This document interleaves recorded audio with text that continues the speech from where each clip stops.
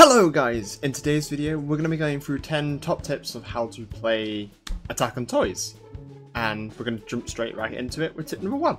Tip number 1, Mortars. Mortars are really handy in this game for how they play and how they shoot. You've got both the standard turret unit and you've also got the standard infantry guys. You also have this in Brakeman forces as well. These guys are really strong shooting over top of buildings, allowing you to kind of use the cover to your advantage, whereas most of the troops have to see your opponent. These guys can shoot directly atop, so they're really good for that. Hopefully I'll be running some B-roll footage right now with that.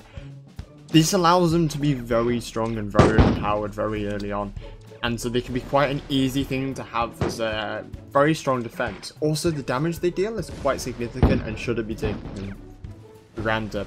They're really strong at taking out anything that isn't moving. I will say, as soon as something's moving, these guys aren't as good because of how long their rate of fire is and the fact that they go from the position that that model is at the time. And yeah, it's just something to be aware of. On to tip number 2. Tip number 2, make sure to back up your big units with medis. You can see here that this is backed up with helis. It's getting fired at tons and tons and tons, but it won't be dying just because of the amount of medis. If we go into the hail, you can see it's still at full health. I've been running this for about a minute and a half now, and the fact that it's not gone down, even though there's all these troops pushing in to take it out, shows. I'll actually leave a link at this point in time, because there's a video that I did on my channel. It's like a little short that really shows off his power and shows this whole fight actually in one big go. Spawners are key. Tip number 3. That's basically it. That's the point. That's everything. They really are. Consistently spawning in troops is massive to the game and how it currently is set up. With the lack of it, just struggling. It's why certain forces and certain people really struggle with different units, especially commandos, which is very aptly timed. Tips number 4, 5, and technically 6 are all very well related, so we're gonna kind of go into tip number 4 to start with. Tip number 4 is down here in the bottom left. You will see a little star icon. So if we click on this star icon, we will come to Toys Hero Profile. Click on the Toys Hero Profile space at the bottom, and you will load up with this screen here. If you switch between each of these, you'll switch between the different armies, including 2 that have not yet been released: Battle Bots Gear and question marks. So, Blockman, Commander Cody, and, well, the standard Armymans. These are all really good and everything, and they start off, the other 2 start off a little bit weaker, which equally brings me to tip number 5. Promotions.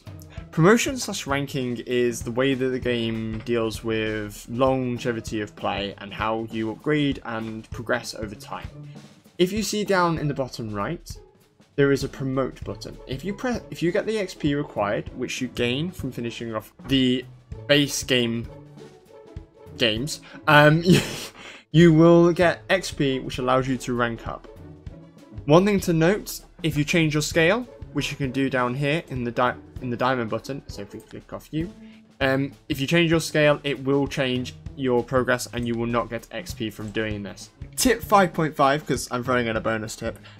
Have a look at my channel, subscribe, have a look at all the videos. I play a lot, and honestly, I know this is a bit cringy telling people to subscribe midway through a video, but you know, you kind of gotta ask. It's a really good place to see how other people play. You don't have to choose me if you don't enjoy my content, but other YouTubers and other content creators can be a really good source of inspiration to see what sort of tactics that you can play and try out in your own games, as well as just see what else other people are doing and take advantage of things you might not be aware of. On to tip 6. So, back with it. Tip number 6. Tip number 6 is quite an easy one to actually miss, and that is these things. This is an in-game shop. There is also a menu shop, which I will show towards the end of this section. But basically, you can come to this, and there's 2 sides. On this side, there's the little buy icon, and on this side, there's recycle. Recycle allows you to sell your stuff, so you can sell things and make money from those things. You'll get plastic equal to their value. Well, half their value, I think. And then on this side, you can press E to interact, and you can purchase different things. You can purchase ammo. You can come purchase different weapons, which there's a lot, to be fair, in this game. Grenades, different abilities, Hats, which don't do anything, they just make you look cool. So I can now wear a beanie and look like winter season. Or other backpacks, which allows me to camouflage apparently. Yeah, look, I'm now hidden. Yeah. The important thing to note though with all of this is that there is actually a shop in the main menu. And if you use the shop in the main menu, you can keep those things forever. That's quite crucial to the rest of this. So those things, one of those things that I would recommend purchasing is a harpoon gun or a plastic, I can't remember, or a suction cup even, sorry, with the block guys. The reason for that is it allows you to do all of the little B-rolling that I'm hopefully going to run around now, and allows you to get around the map with a lot of ease. They're really, really cool to play with, so I'd make sure to get that. Also, it's important to note that this is on all 3 of the armies and it's not just limited to a single one. So you can choose to do this to anybody. Tip 7. Tip 7 is to do with plastic generation and starting off a map. When you start off the map, you get a range of money, you can spend it as much as you like on what you like. One of the things that's quite often forgot about though is generators. And when you do spawn in generators, they're big, they're massive, and they kind of fill up your space because you are limited by a very small circle. So I ditched these a little while ago because I realized that although they're great for really good plastic generation and they can make you a lot of money, to start with, they're very expensive and they reduce the capacity to actually deal with things. And especially on the harder difficulties, it can often mean spending 10 grand on one of these can mean losing a game just because you don't have the same amount of troops as everybody else to start with. So, what I go to instead is the little guys. These are plastic generators. They can be bought for 1200 and for 2000. This is the standard army men one, and this is the block Lego one. Yeah, they're pretty good, they're pretty cheap, they're little, and they've got a small profile. But the best thing is you could do something with these that you can't do with them or with a infantry tent. And that is stick them into weird spaces that just otherwise don't fit. You can stick these quite literally vertically on top of each other on this wall.